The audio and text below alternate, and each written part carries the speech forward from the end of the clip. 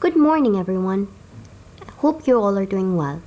Today we'll be studying about understanding the term of Sunnah and Hadith. Sunnah and Hadith. Sunnah in Arabic means habitual practice. It is also spelled Sunnah without an H, the body of traditional, social, and legal custom and practice of the Islamic community.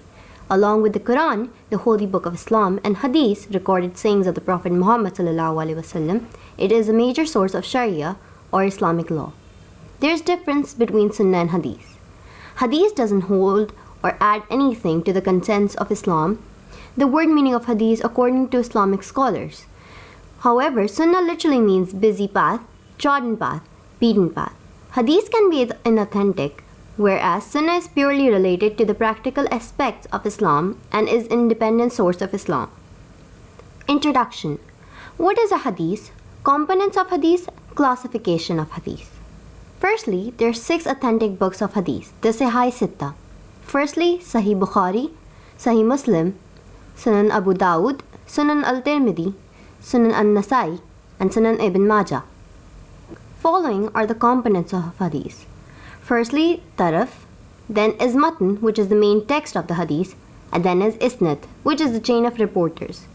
During the early period of Islam, the Hadith was preserved. His companions ﷺ memorized his words. They observed every action of his and tried to copy him. They kept a small recorded collection of the letters and instructions that he dedicated and dictated to be sent to the rulers of the other tribal chiefs and to Muslim governors and officials, detailing matters related to Islamic practice or law. Authenticity of Hadith. Chain of narration must be unbroken. Every narrator in the chain must be of acceptable righteousness and character. Moral characteristics are not sufficient. Chain and text must not contradict. No chances of mistakes upon inspection. Conclusion. Must follow Sunnah and Hadith. We all must consult and look for all the possible solutions of problems faced in life in Sunnah and Hadith. May Allah subhanahu wa ta'ala change our mind and give us tawfiq to learn our deen and practice upon the Sunnah and Hadith of His beloved Nabi sallallahu alayhi wa sallam. Ameen. Hope this lesson was productive and enjoyable for all of you. Thank you.